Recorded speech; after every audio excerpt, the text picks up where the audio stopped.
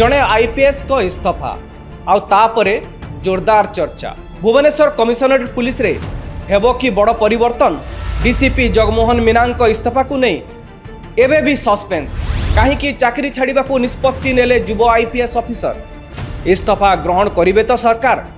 सबुठु बड़ प्रश्न, capital city Bhubaneswar रो परवर्ती डीसीपी किए हेबे? एही प्रश्न जदि जगमोहन मीना इस्तफा गृहीत होउची ताहेले तांको स्थान किए नेबे? एही रेस रे 3 जण यंग आईपीएस अधिकारी ना को नहीं जोरदार चर्चा हेउची, किंतु शेष मुहूर्त रे हेबो कि बड़ निष्पत्ति? एही संपूर्ण प्रसंग को पॉइंट टू पॉइंट रे बुझिबा। नमस्कार, मुनिहार। भुवनेश्वर कमिशनरेट पुलिस रे एबे सबुठारु बड़ चर्चार विषय हेउची डीसीपी जगमोहन मीना इस्तफा। से इस्तफा देवा परठारु पुलिस महल रे गोटे प्रश्न बारंबार उठुची, जदि तांको इस्तफा ग्रहण करा जाए तेबे भुवनेश्वर परवर्ती डीसीपी किए हेबे? एही पदवी पाई किछि युव यंग आईपीएस अधिकारी नाम चर्चा रे रहिछि, किंतु ता पूर्व जानिबा दरकार जे जगमोहन मीना इस्तफा प्रक्रिया एबे केउ पर्यायर अछि, तार स्टाटस कौन एवं तांकर भविष्य कौन होई पारे। जगमोहन मीना इस्तफा देवा घटना राज्यर प्रशासनिक महल रे चर्चार विषय पलटिछि।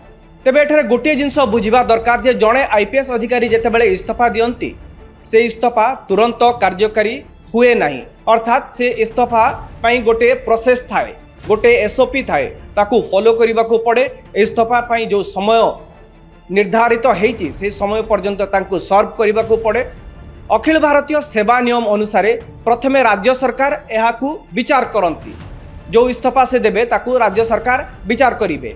एहा परे केंद्र सरकार जहाकू डीओपीटी विभाग बोली को आ जाए, से विभागर अनुमोदन मिलिले जाई इस्तफा कार्यकारी हुए। सेथिपाई वर्तमान सुद्धा मीना इस्तफा अनुमोदित होई नाही, अर्थात से एबे भी आईनगत भावे भुवनेश्वर रो डीसीपी अछंती, आईपीएस अधिकारी अछंती। एबे प्रश्न हेउची आईपीएस जगमोहन मीना परवर्ती पदक्षेप कौन होई पारे? प्रथम संभावना हेउची जहाँ चर्चा हेउची जे जगमोहन मीना कहीं इस्तफा देले, इस्तफा पछर किछि लॉजिक किछि कारण चर्चा हेउची। एठी सांबादिकों महल रे वरिष्ठ सांबादिक माने जो माने तांको सहित एसोसिएटेड, जो माने तांको सहित संपृक्त अछंती, तांको सहित कोनोसी संपर्क रे अछंती, सेही सोर्स रु किछि चर्चा हेउची जे जगमोहन मीना पाखरे किछि विकल्प रहिछि, किछि ऑप्शन से ऑलरेडी चिंता करि सारिछंती। प्रथम संभावना हेउची राज्य सरकार तांकू इस्तफा प्रत्याहार करबाकू अनुरोध करि पारंती। गोटे चर्चा एटा होउची जे आमे जेतेबेले इस्तफा देले इस्तफा को नेकी प्रथम समस्तक मन रे गोटे जिनस आसुची जे इस्तफा ग्रहण हेइ जिवो, किंतु सरकार तांकू इस्तफा प्रत्याहार करबाकू मध्य अनुरोध करि पारंती। कारण से जड़े दक्ष ऑफिसर आपण माने जानिछंती, गत 7 वर्ष भितर से तीन थर पुरस्कृत हो सारी गोटे तांकर दक्षता को लेकिन। तेणु एभली संभावना कहा जाउची, गोटे महल वरिष्ठ सांबादिक माने जिनस कहउछंती जे सरकार तांको इस्तफा प्रत्याहार करबाकू कहि पारंती, कारण एटा नुआ नुआ पूर्वरु मध्य एभली घटना देखा जाइछि। द्वितीय संभावना हेउची जे तांको अन्य कोनोसी पदवी को बदली करा जाई पारे। हुए तो एठी कोनोसी चाप किंबा कोनोसी व्यक्तिगत कारण रु एई पदरे से रहिबाकू जदि इच्छा प्रकाश करू नाहंती, तांकर दक्षता अछि जहाँ से प्रतिपादित करि सारिछंती, से क्षेत्र रे तांकू जदि से चाहिबे चाकरी कंटिन्यू करबाकू चाहिबे ताहले तांकू अन्य कोनोसी पदवी को बदली करा जाई पारे एवं से सेवारे रही पारंती। तृतीय संभावना अछि जदि राज्य सरकार एवं केंद्र सरकार तांको इस्तफा ग्रहण करंती तेबे से आईपीएस सेवा छाड़ी देई पारंती। एबे आसंतु बुझिबा भुवनेश्वर डीसीपी पदवी को नेकी एते चर्चा काहे की? भुवनेश्वर केवल ओडिशार राजधानी नुहे दर्शक बंधु, यह राजनैतिक एवं प्रशासनिक केन्द्र मध्य। विधानसभा, सचिवालय, राजभवन, हाईकोर्टर बेंच संपर्कित कार्यक्रम, मुख्यमंत्री और अन्यान्य वीआईपी सुरक्षा, बड़ बड़ राजनैतिक समावेश, आंदोलन एवं पर्वपर्वाणी समय रे आईन श्रृंखला बजाय रखिबार प्रमुख दायित्व डीसीपी उपरे रही थाए। सेथिपाई एहाकू कमिशनरेट पुलिस रो सबुठारु प्रभावशाली एवं चैलेंजिंग पदवी मध्यरु गोटिए बोली धरा जाए। एबे आसीबा सही प्रश्न जहाकू नहीं जोरदार चर्चा। प्रश्नटी है जगमोहन मीना परे किए हेबे भुवनेश्वर डीसीपी? यही पद पाई 3 जण आईपीएस अधिकारी ना को नहीं पुलिस महल रे अधिक चर्चा हेउछि। प्रथम ना हेउछि डॉक्टर सारणा विवेक एम। से 2015 बैच आईपीएस अधिकारी, वर्तमान ब्रह्मपुर एसपी भावे कार्यरत। पूर्वर से रायगड़ा, कंधमाल एवं विजिलेंस रे कार्य करि सारिछंती। ब्रह्मपुर सहित गजपति जिल्लार दायित्व मध्य तांको पाखरे वर्तमान रहिछि। सबुठारु गुरुत्वपूर्ण हैला जे काहीकि तांको ना को चर्चा को होइछि।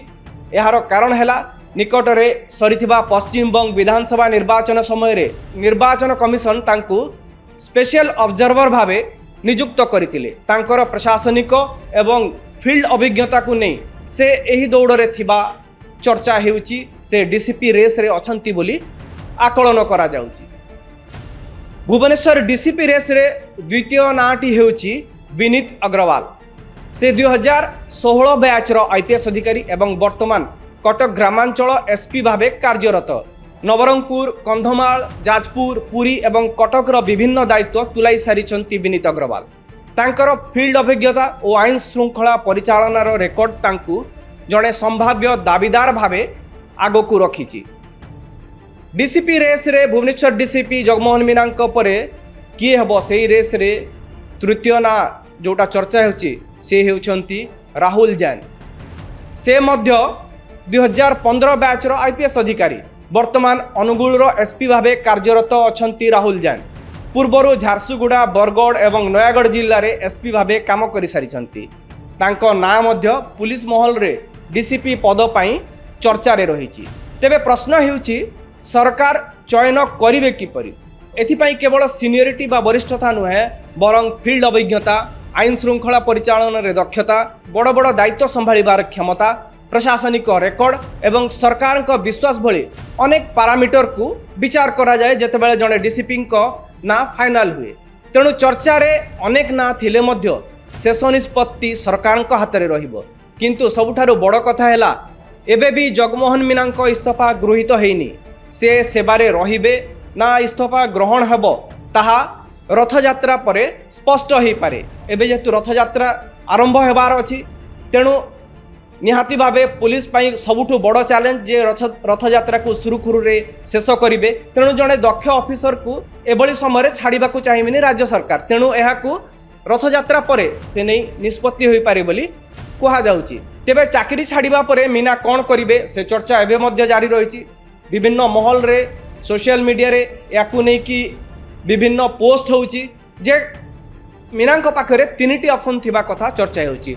प्रथमटी होउची कॉर्पोरेट जगत, कोनोसी बड़ कंपनी रे जोग देई पारंती। ओडिसा रे चर्चा होउची जे जगमोहन मीना कोनोसी बड़ कॉर्पोरेट ग्रुप रे जोग देई पारंती।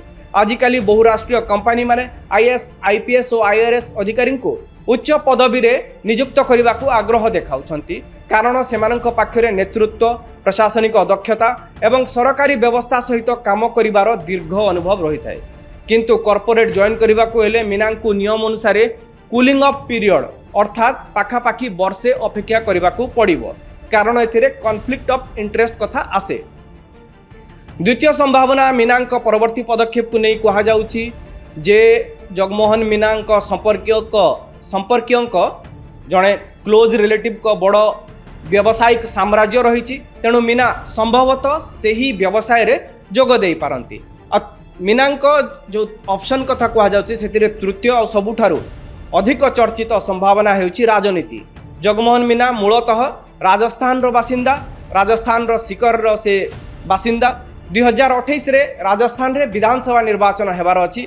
राजनैतिक महल रे आ गोटे मध्य चर्चा हेउची जे से केंद्र रेल मंत्री अश्विनी वैष्णव मध्य राजस्थान रो भविष्य रे से राजस्थान रो सीएम फेस बा मुख्यमंत्री चेहरा होई पारंती। तेणु अश्विनी वैष्णव को द्वारा इंस्पायर्ड होई मीना मध्य राजनीति रे एंट्री करि पारंती बोली चर्चा हेउची।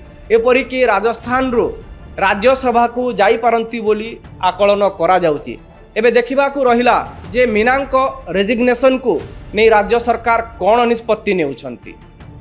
ए वीडियोटी जदि आपण मानकु भल लागिला ताहले आपण न्यूज रूम को लाइक करंतु, वीडियोटी को शेयर करंतु और चैनल को सब्सक्राइब करंतु। नमस्कार।